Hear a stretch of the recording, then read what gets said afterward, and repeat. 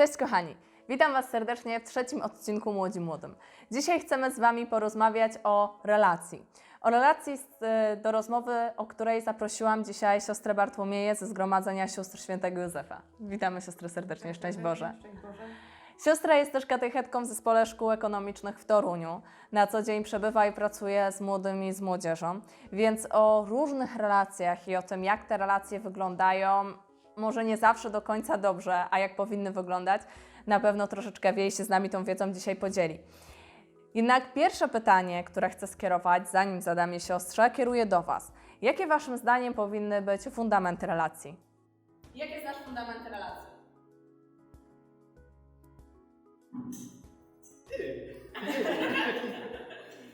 Podstawowe fundamenty. Co jeszcze?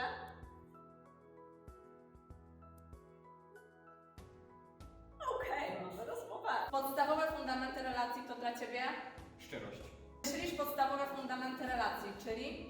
Zaufanie. Dzięki. Od fundamentów warto zacząć, bo jednak relacja jest czymś, co towarzyszy nam w życiu każdego dnia i chyba nie jesteśmy w stanie się uchronić przed tym, czym jest relacja z drugim człowiekiem.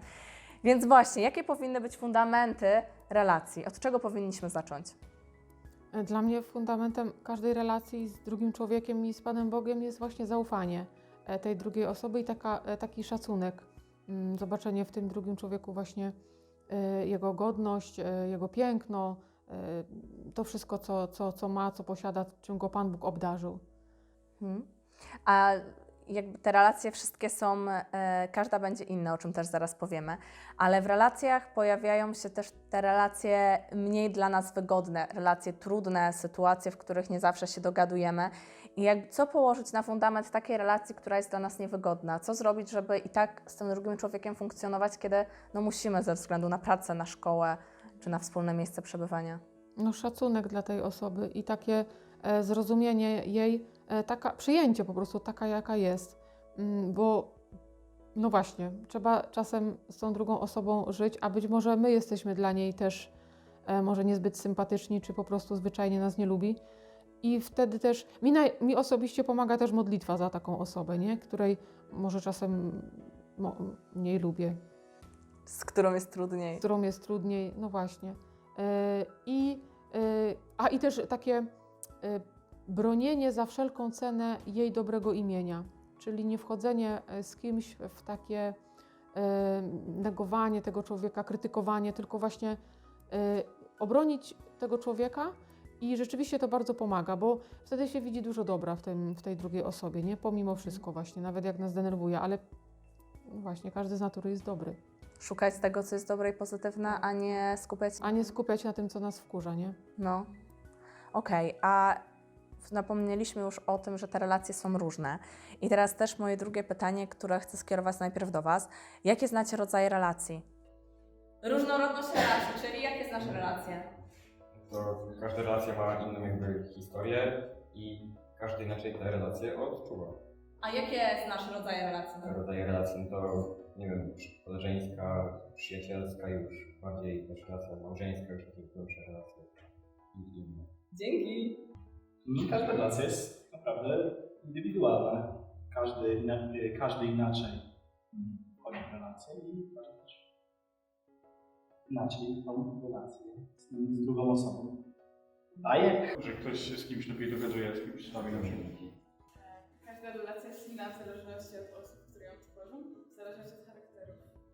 Jakie możemy wymienić takie główne relacje, które towarzyszą człowiekowi, które prowadzą nas przez życie? No ta pierwsza jest z mamą, nie? W łonie matki, kiedy sobie tam mieszkamy, jest nam bardzo miło i cieplutko. To jest chyba taka piękna i intymna relacja, niepowtarzalna. I potem w miarę rozwoju z rodzicami, z rodzeństwem, z dziadkami, to jest przecież taka urocza relacja, pełna miłości, takiej troski, opieki. No i potem z koleżankami, z kolegami, ze szkoły, z podwórka. Czasem te relacje właśnie przetrwają. Później w miarę dojrzewania właśnie relacje z chłopakiem, z dziewczyną, potem już w małżeństwie, czy też właśnie w zależności kto wybierze jakie powołanie, też z Panem Bogiem, bo tak naprawdę one wszystkie dla nas, chrześcijan, odnoszą się do relacji z Bogiem, nie? Tam mają swoje źródło. Tak, a kiedy ta relacja z Bogiem jest dla nas trudna.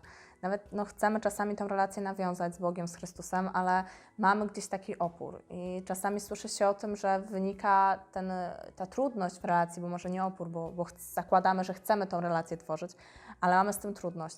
Z czego ona może wynikać? Z relacji takich naszych tutaj, z naszymi bliskimi, z rodzicami? Pewnie gdzieś może też wynikać, ale tak naprawdę każda relacja jest szansą na to, żeby jeszcze raz zaryzykować, komuś się powierzyć. I z Panem Bogiem jest to taka relacja, gdzie On nie wygwizda Cię, nie? Panie Jezus, nigdy i Cię nie zostawi, ale żeby ona była rzeczywiście taka głęboka, to też musi być z naszej strony to chcenie i trochę takie narzucanie się pewnie też Panu Jezusowi gdzieś tam, że potrzebuję tej relacji. Naucz mnie też zwyczajnie, poprosić Go o to, nie? Czy za wstawiennictwem Maryi poprosić zwyczajnie, żeby umieć z Nim być i też wtedy poprzez to wiązać relacje z innymi ludźmi. Czyli zacząć zwrócić się do naszego najlepszego nauczyciela, który jest nam pewnie w stanie tak. pokazać wszystko, nie? Dokładnie. Fajnie też siostra zahaczyła i wspomniała o tym, że musimy sami chcieć na te relacje się otwierać i sami musimy też chcieć do nich dążyć, tak? Czy uważasz, że otwarcie się na relacje jest ważne? Jest to ważne, bo tak kształtuje człowieka. A dlaczego? Bo działanie w społeczeństwie pomaga odnaleźć nam pewne drogi, którymi my podążamy. Wow, takie to było psychologiczne. Dlaczego jest ważne? Jest ważne, bo jakby jeśli nie będziemy otwierać się na relacje, to tych relacji nigdy nie będziemy mieć z innymi ludźmi. A jeśli nie będziemy mieć relacji, to będziemy samotni. I ubiegłeś moje drugie pytanie, dlaczego? Dzięki wielkie. Tak, ponieważ jeśli będziemy zamknięci na drugą osobę, nie mamy możliwości, żeby ta relacja rozwijała się. Dziękuję. Właśnie siostro, dlaczego warto? Bo człowiek nie jest samotną wyspą i nie jest stworzony do tego, by był sam. Każdy potrzebuje drugiego człowieka i relacji, przede wszystkim przyjaźni, która właśnie ma swój fundament w przyjaźni z Jezusem.